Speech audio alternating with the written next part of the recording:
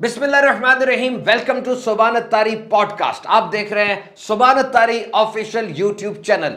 आज का मौजू बहुत ही अहम है, इट्स वेरी इंपॉर्टेंट। आज हम बात करेंगे कुछ ऐसे ज़रूरी असूल, कुछ गोल्डन प्रिंसिपल्स जिनको अगर आप अपना लेंगे तो आपको जिंदगी में कम से कम नाकामी और परेशानियों का सामना करना पड़ेगा। स्टे विद अस, आखिर तक साथ रहिएगा। जो बातें कही जा रही हैं उनको सीख लीजिएगा। Try to be focused, focus रखें, मल्टीटास्किंग छोड़ दें। ज्यादा काम एक वक्त में इंसान कर ही नहीं सकता। याद रखिए, इससे एफिशिएंसी मुतासिर होती है और जो कोर काम, असल काम आप कर रहे हैं उस तरफ ध्यान रहता भी नहीं है। देखिए, मैं यहां पर बैठा हूं, एक काम कर रहा हूं, मैं बात कर रहा हूं आपसे, 100% तवज्जो मेरी इस पर है। अगर मैं चाय भी पीऊं, मोबाइल भी पकड़ूं, अखबार भी देखूं और बात भी करूं, अब हर काम पे मेरी 25% तवज्जो आ गई ना, तो 25% रिजल्ट आएगा। तो सारे काम छोड़ दीजिए, पॉडकास्ट की तरफ नजरें जमा लीजिए, कान इसी तरफ लगा लीजिए। Number 1, don't over share. किससे कितनी बात करनी है, कब तक करनी है और क्या बात करनी है, ये एक हुनर है। हर एक को आता नहीं है। वो लोग जो सबके सामने अपना पूरा हल्का कर देते हैं ना, उन्हें सबक सीखना चाहिए, उन्हें समझना चाहिए कि कभी भी शेयरिंग, जो बात आपने करनी है, कितनी करनी है, इसको मद्देनजर रखें। लोगों को टॉपिक चाहिए होता है, they need a topic to discuss, they need to shoot the breeze. याद रखिए, 4 किस्म के लोग होते हैं। बॉटम पर, लेवल 4 पर 4 नंबर बंदा वो लोग हैं जिनका टॉपिक पीपल होता है। वो लोगों को डिस्कस करते हैं, गीबतें चुगलियां इधर उधर की लगती रहती।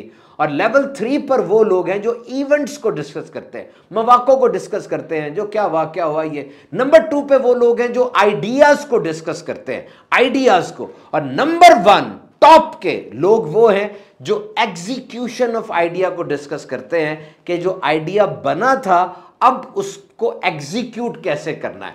अगर आप बात सबसे कर रहे हैं, याद रखिए 90% लोगों को कोई गर्ज नहीं है इससे कि आपके साथ क्या परेशानी, क्या मुसीबत है, उन्हें कोई गर्ज नहीं है। और 10% लोग खुश हैं इस बात पर कि आप उस मुसीबत में मुब्तला हो गए। और ये जो आपने कहा हुआ कि चंद करीबी दोस्तों को सारी बातें बताऊंगा, सारा कुछ शेयर कर दूंगा, ये तो नुकसानदेह है ना। देखिए, आप शेयर करते हैं, ठीक है, कुछ लोग होते हैं ऐसे जिनको शेयर करना भी चाहिए, लेकिन मैं आपसे पूछता हूं, आप एक दफा ये नियत करें कि आप शेयर नहीं करेंगे, आप शेयर नहीं करेंगे। एक दफा आप चले, एक दफा नियत करें ना, शेयर नहीं करेंगे। देखिए, आपको पता चलेगा कि आपके दुश्मनों के पास अपडेट्स आना बंद हो गई हैं। देखिए, आपने अपने दोस्तों से शेयर करना रोका और दुश्मन के पास अपडेट नहीं जा रही। और मोहल्ले में जो पहले सारी बातें हरी के मुंह पर होती थी, अब नहीं है। साबित हुआ वो चैनल कौन सा था जिस चैनल से गुजर के वो बात का बतंगड़ बन रहा था और वो बात फैल रही थी। Privacy is power. आपकी प्राइवेट लाइफ, आपकी बात एक पावर है। ये जो आप कहते हैं ना कि लोग मुझे तबाह कर देते हैं, लोगों ने मुझे वीरान कर दिया, लोगों ने मुझे तबाह कर दिया, वो जिन बातों का उन्हें पता होता है उन्हीं बातों पर तबाह करते हैं ना। तो उन्हें बातें ना बताएं, जिन बातों का उनको पता नहीं है तबाह भी नहीं करेंगे।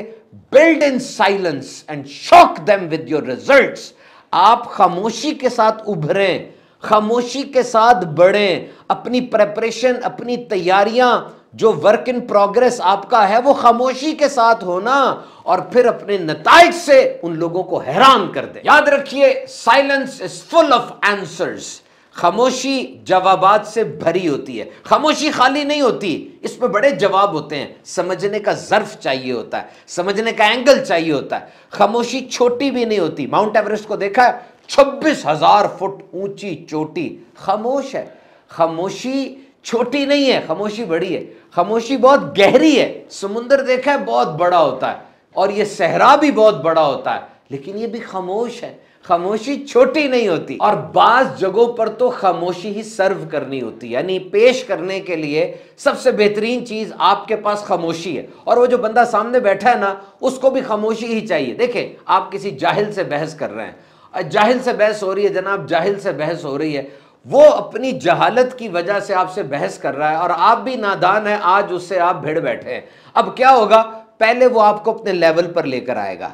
आप इधर हैं, वो इधर है, पहले वो आपको अपने लेवल पर लेकर आएगा। आपको गुस्सा चढ़ा हुआ है, आपको समझ कुछ नहीं आ रही, दलाइल उल्टे पुल्टे देते जा रहे हैं, उसको तो समझ नहीं आ रही।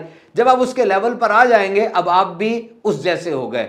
अच्छा, वो तो बड़े अरसे से जाहिल है, लेकिन आप तो आज और अभी बने ना, और आप तो ना तजर्बाकार हैं, जबकि उसको इस बात का बहुत अरसे से तजर्बा है। अब वो आसानी से आपको हरा देगा।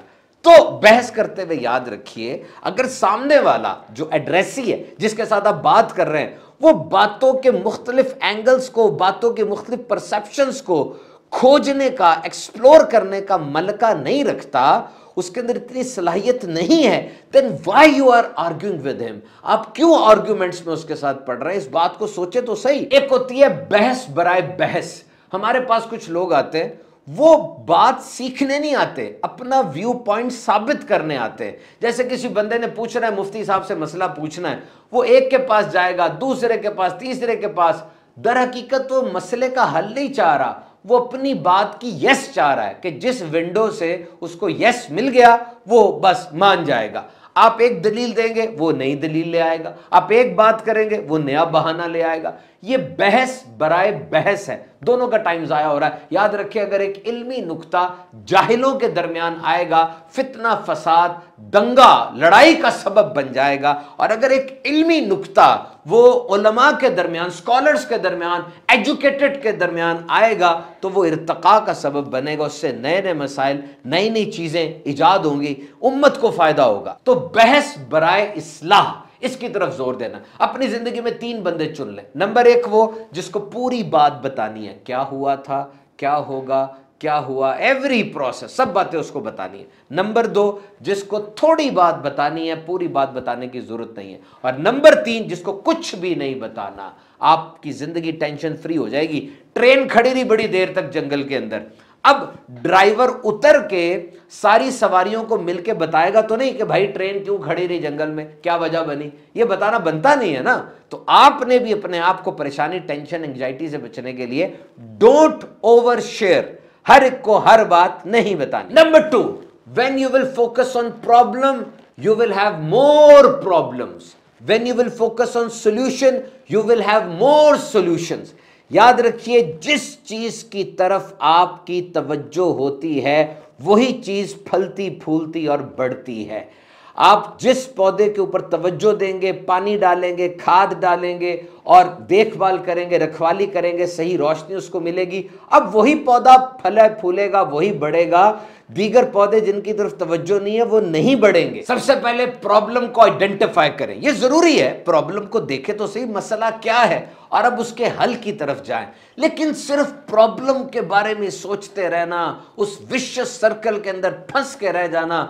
मसले को ही सोच रहे हैं आपने जनाब, 20 मिनट मसले को सोचना है और 80% आपने हल की तरफ जाना है। Remember, this is the definition of over thinking. ये ओवर थिंकिंग की भी तारीफ यही है कि इंसान, देखिए हर इंसान ओवर थिंक करता है, हर इंसान ओवर थिंक करता है, ये नेचुरल है। लेकिन सिर्फ मसले के बारे में ही सोचते जाना और हल की तरफ ना आना, अब ये बीमारी है और ये खतरनाक चीज बन जाती है। हल सोच कर आए ना, हल क्या है, सोल्यूशन क्या है।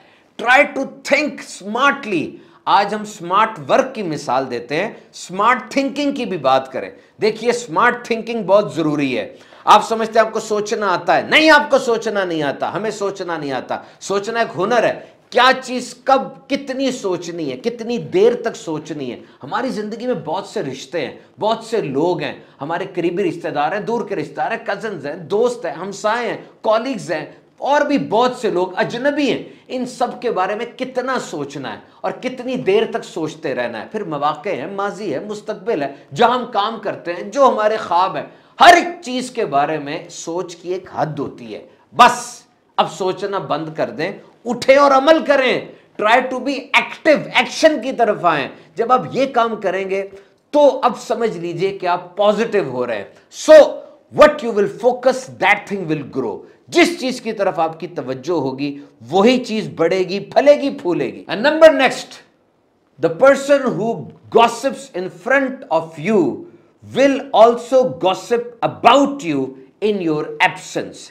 एक ऐसा बंदा जो आपके सामने आकर दीगर लोगों की गीबत कर रहा है, समझ लें वो जब आपके पास से उठेगा दूसरों के पास जाके आपकी भी गीबत करेगा, क्योंकि गीबत करना उसकी आदत है। अभी तो आप हंस हंस के बोल रहे हैं और उसका साथ दे रहे हैं, लेकिन वो अपना मवाद इकट्ठा कर रहा है। उसको चूरन मिल गया जो उसने हर दुकान में जाकर बैठना है और बेचना है, क्योंकि उसकी आदत है। एक दाना के पास एक बंदा आया और आकर कहने लगा, मैं आपको आपके दोस्त के बारे में कुछ बताना चाहता हूं। वो कहते ठहर जाओ, तुम्हारी बात मैं उस वक्त सुनूंगा जब 3 फिल्टर लगाऊंगा, तुम्हारी बात 3 दरवाजों से गुजर के मेरे कान के अंदर जाएगी। तुमने मेरे दोस्त के बारे में बात करनी है ना, 3 फिल्टर लगेंगे। नंबर 1, ये बताओ क्या ये बात सच्ची है? Is this thing true? क्या तुम मुझे ट्रूथ बताने लगे हो? वो कहता नहीं, सुनी सुनाई बात है। कहा अच्छा, तुम मुझे मेरे दोस्त के बारे में सुनी सुनाई बात बताने के लिए आए हो। अच्छा अब ये बताओ क्या वो बात अच्छी है? कहा नहीं, वो बात बुरी है। कहा अच्छा, तुम मुझे मेरे दोस्त के बारे में एक सुनी सुनाई बुरी बात बताने के लिए आए हो। अच्छा, एक दरवाजा और है, अभी तीसरा टेस्ट और है। ये बताओ क्या उस बात का मुझे कोई फायदा है? कहा नहीं, आपको फायदा भी कोई नहीं है। कहा अच्छा, तुम एक झूठी सुनी सुनाई बात जो कि बुरी बात है और जिसका मुझे कोई फायदा भी नहीं है वो बताने आए हो। भाई मैं तुमसे ये बात नहीं सुनता। तो ये एक पाबंदी लगा लें, आप जहां भी काम करते हैं, ऑफिस में काम करते हैं, पब्लिक है, प्राइवेट है, तिजारत है, आपकी टेबल पर आकर कोई बंदा किसी तीसरे के बारे में बात नहीं करेगा। ये पाबंदी लगा लें, यकीन कीजिए आप बहुत सुखी रहेंगे। जब इंसान के कान में कुछ नेगेटिव जाता है ना, उसके जिस्म के सारे 37 खरब खलियों पर एक नेगेटिव असर होता है, उसकी मिजाज भी नेगेटिव हो जाता है, चेहरा मुरझा जाता है, वो दूसरों के ऐब टटोलने में ही लगा रहता है और ये नेगेटिव थिंकिंग उसके पूरे माइंडसेट और पूरे लाइफ को खराब कर देती है। पाबंदी लगा दें कि मेरी टेबल पे आके कोई किसी के बारे में नेगेटिव नहीं बोलेगा। And number next, in a functional relationship never cease communication, no pause. ये जो करीबी रिश्तेदारियां होती हैं, कभी भी इसमें मुकम्मल खामोशी ना लेकर आइएगा, शेयरिंग जरूर करते रहिएगा। लैक ऑफ कम्युनिकेशन और बैड कम्युनिकेशन, ये दोनों बातें साथ साथ चल रही होती हैं।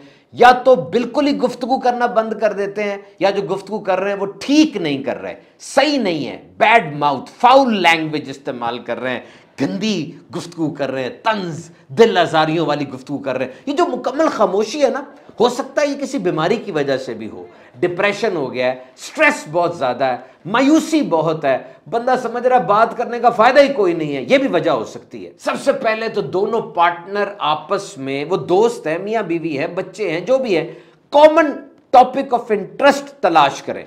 यानी दोनों बैठकर देखें कि वो मौजू कौन सा है जो दोनों को पसंद है, या किसी एक को पसंद है तो दूसरा कुर्बानी दे।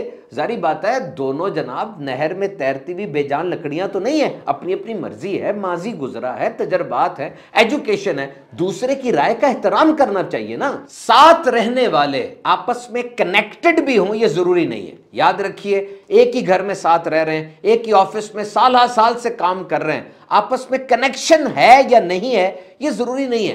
कनेक्शन की निशानी ये नहीं कि बड़े अरसे से साथ रह रहे हैं, बल्कि कनेक्शन की निशानी ये है कि एक दूसरे के दुख दर्द में साथ देते हैं। जब कोई परेशान हो उसके साथ खड़े होते हैं, उसके रवैयों को समझते हैं और उसको परेशान, उदास, बीमार देखते हैं तो अपना आप सेक्रीफाइस करके उसकी मदद करते हैं। ये कनेक्शन की निशानी है। एक बंदा था, कहता मेरे 3 जानने वाले थे। जो पहला जानने वाला था वो मेरी जिंदगी का पहला प्यार था, माय फर्स्ट लव, और जनाब पेट में तितलियां, दिमाग में खुशी और बहुत रंगीन दुनिया, तितलियां हर तरफ। और नंबर 2 जो था उसके साथ एक इमोशनल कनेक्शन था, एक इमोशनल कनेक्शन था, इंटेलेक्चुअल बात थी, जज्बात थे और एक दूसरे के साथ बातें शेयर होती थी, जज्बात थे, इमोशंस थे। और जो तीसरा था उसके साथ क्वाइट अंडरस्टैंडिंग थी, एक खामोश सी समझौता हुआ था, एक खामोशी थी और उस खामोश समझौते के अंदर रह रहे थे। उसे मेरी पसंद नापसंद का पता था, मुझे उसकी पसंद नापसंद का पता था, और हम ऐसा माहौल नहीं बनने देते थे जो कि हमें टीज करे, हर्ट करे, क्योंकि एक खामोश समझौता था, वो माहौल ठीक करते रहते थे। तो जब फैसले का वक्त आया तो मैंने सोचा कि तितलियां उड़ जाएंगी,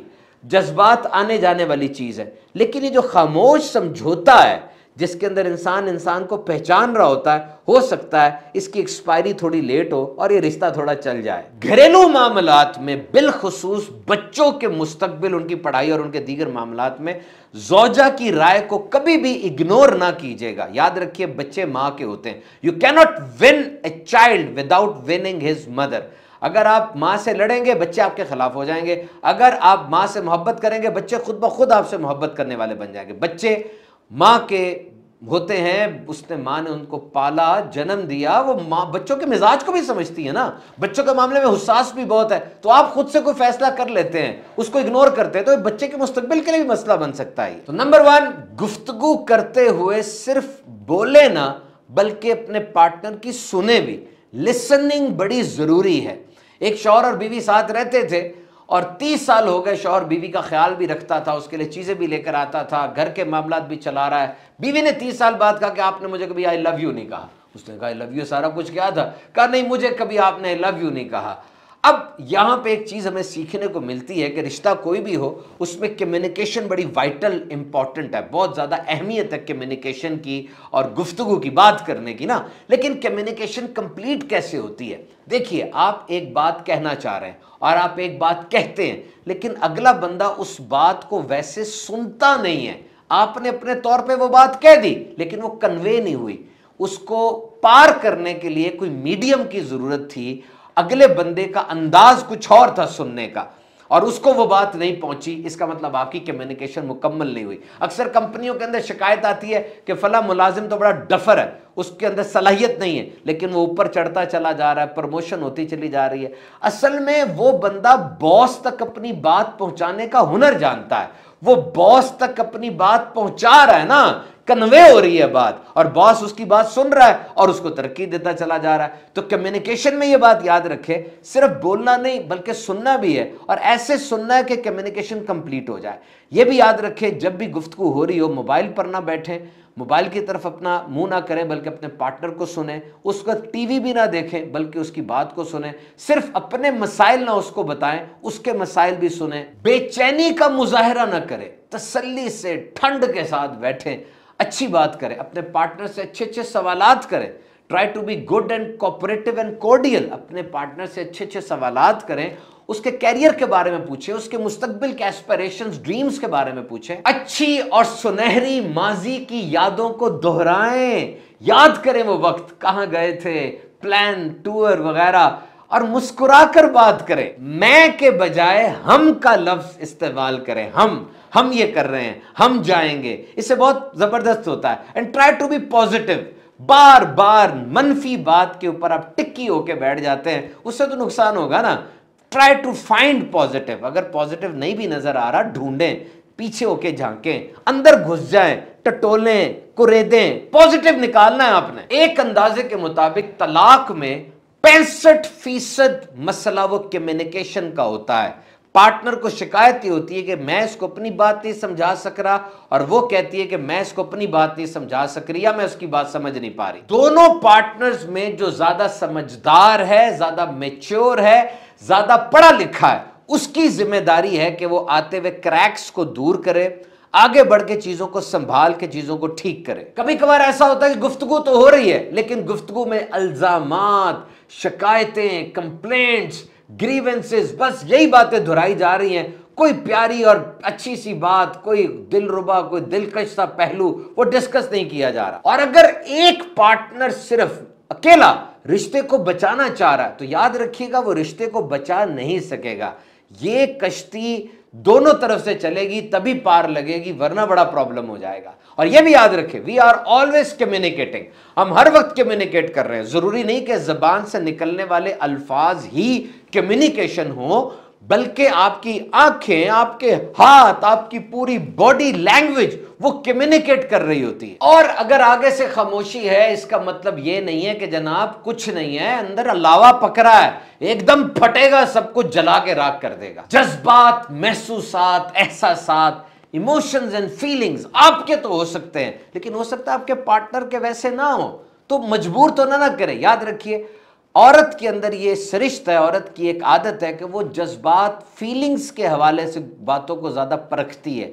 लेकिन जो मर्द होता है वो मैन ऑफ लॉजिक होता है, मैन ऑफ फैक्ट्स होता है। मर्द को फैक्ट्स और लॉजिक ज्यादा पसंद है। किसी खास वजह से या अपनी किसी गर्ज की वजह से वो औरत के जज्बात के ऊपर आ तो रहा है, लेकिन वो मुतासिर नहीं होगा कभी भी। मुतासिर वो फैक्ट्स, फिगर्स और लॉजिक के साथ ही होगा। तो अगर बहुत अरसे से कम्युनिकेशन रुकी हुई है, आगे बढ़िए, उसको एक्सप्लोर कीजिए और देखिए कम्युनिकेशन ब्लॉक कहां से आ रहा है, उसको एक्सप्लोर करके ठीक कीजिए। Number next, action speaks louder than the words. आपका अमल आपके अल्फाज से बढ़कर है, but consistency speaks louder than the both. लेकिन आपकी इस्तकामत कि आप मुसलसल अमल करते रहे, ये अल्फाज से भी बढ़कर है और एक्शन से भी बढ़कर है। तो याद रखिए, समझ जाइए कि ये वो चीजें हैं जिनको हमने डिस्कस किया कि जिन पर अगर आप अमल करते रहेंगे, जिंदगी में नाकामियां भी कम आएंगी, परेशानियां भी कम आएंगी और एक बैलेंस्ड लाइफ गुजरेगी। नाकामियां तो जरूरी हैं, जब आप काम करेंगे नाकाम होंगे,